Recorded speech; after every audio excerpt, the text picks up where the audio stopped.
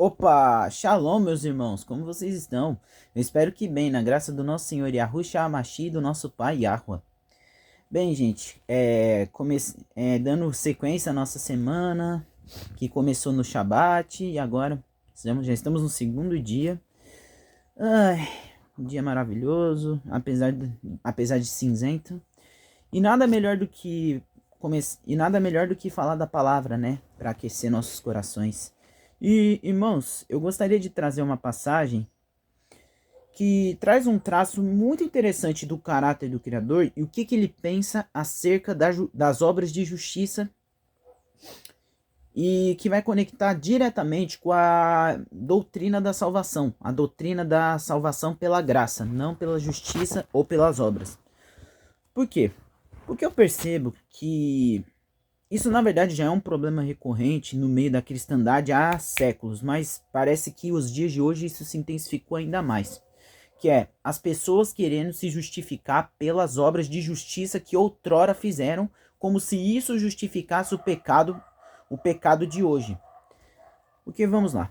Mas antes de falar, eu já fiz a minha oração. Vou fazer uma oração, ou melhor, vou fazer uma oração depois que terminar esse vídeo, para que toda palavra de entendimento entre no coração de vocês. E a passagem que eu estou me referindo é a passagem de Ezequiel 33, uma das passagens mais teológicas, de ensinos teológicos de toda a Escritura.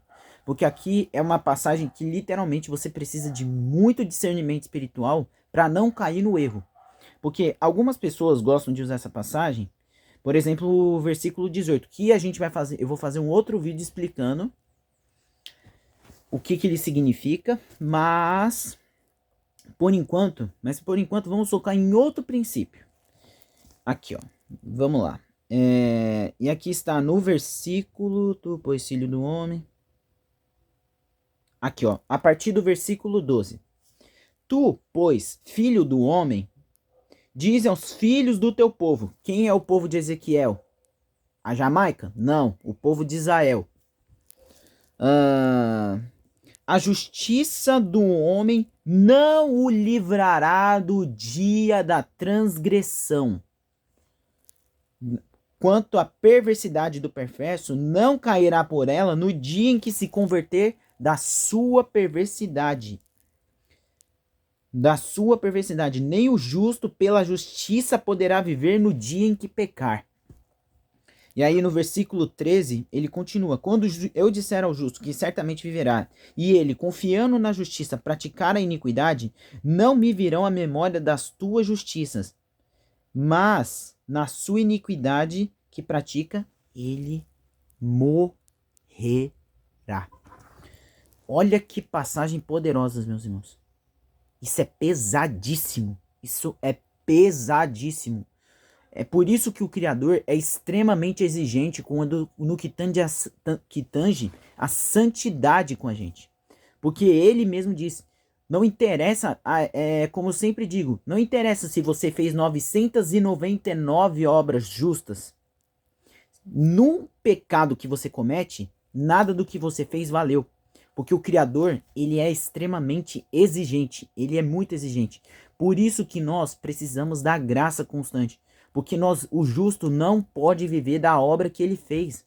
Porque toda a obra de justiça que ele praticou se torna obra de injustiça a partir do momento que ele peca. Por que eu estou querendo dizer isso? E por que eu faço esse vídeo também? Serve para aquelas pessoas que se acham as ilibadas, acham que vão ganhar algum tipo de crédito, algum tipo de moral com o Criador. Quem nunca ouviu esse tipo de frase que atire a primeira pedra? Ai, mas eu não roubo, eu não mato, eu não fumo, eu não uso drogas, eu não traio, eu não faço mal a ninguém.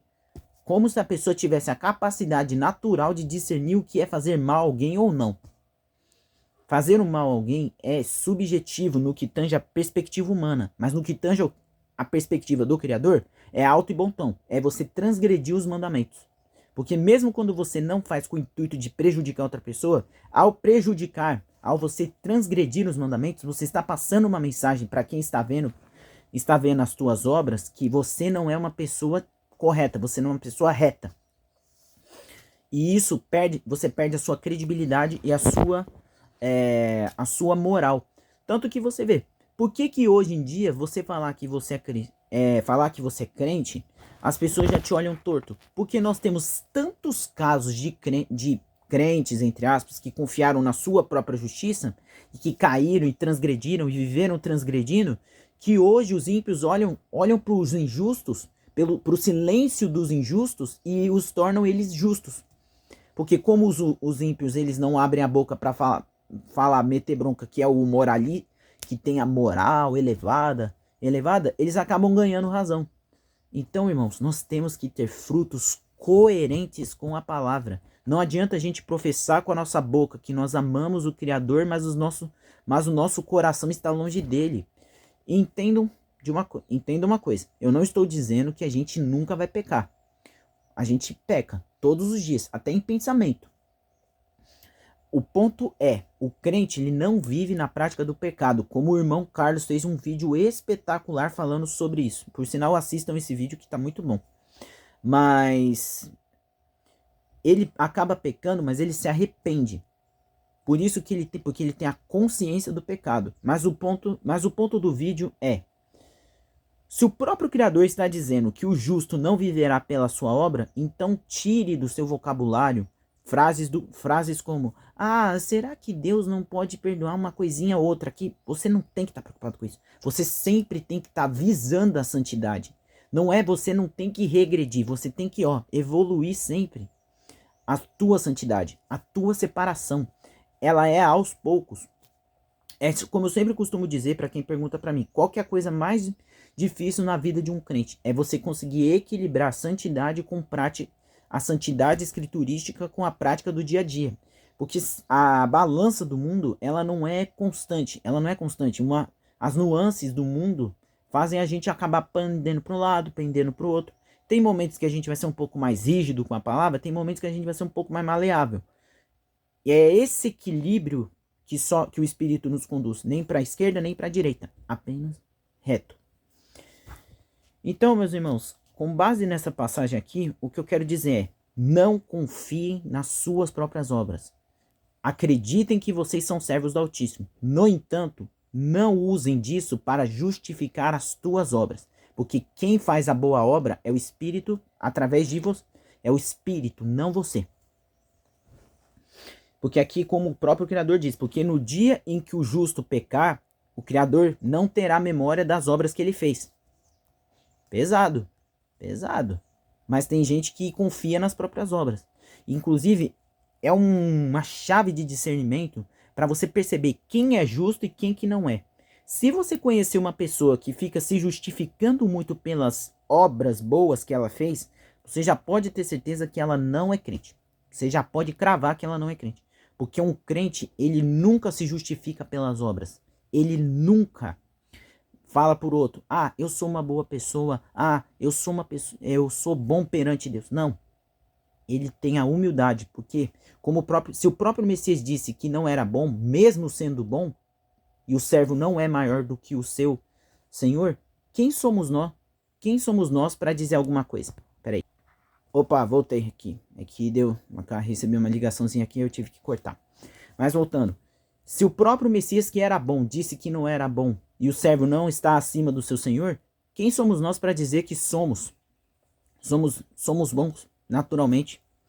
E até mesmo depois da conversão nós não somos bons.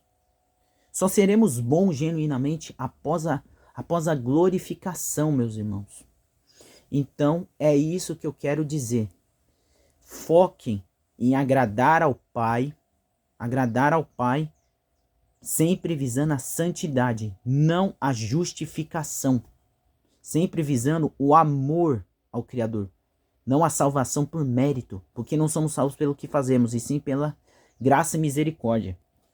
Assim falais vós. Aqui, e aqui, ele vai continuar aqui, Quando também eu disser ao perverso, certamente morrerás, e ele se converter do seu pecado, e fizer juízo de justiça, e restituir esse perverso o penhor, e pagar o furtado, e andar nos estatutos da vida, e não praticar iniquidade, certamente viverá e não morrerá.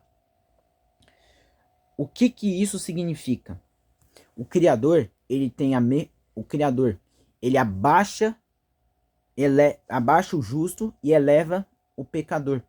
Nesse sentido, ele abaixa o que se acha justo e eleva o pecador arrependido. E o Messias vai traçar um paralelo naquela passagem do fariseu e do publicano, em que o fariseu se achava o melhor porque ele jejuava, porque ele observava apenas a letra da lei e se achava perante o Criador, enquanto o publicano abaixava a cabeça e disse que era um pecador e que precisava de perdão. Exatamente, a escritura não se contradiz, ela se complementa. O Messias está em conluio com essa mentalidade. Então, a mensagem que eu quero dizer é: não confie nas suas obras, confie somente na graça do Criador. É isso, meus irmãos, eu espero que vocês gostem do vídeo, deixem o like, compartilhem, se inscrevam e ativem os sininhos das notificações, porque eu não sei como tá as notificações em relação a vocês. Mas às vezes o YouTube pode fazer isso, ele pode acabar não notificando vocês, então sempre fiquem de olho nisso, tá? É isso, meus irmãos, fiquem na graça do nosso Senhor Yahushua HaMashiach. Até mais tarde.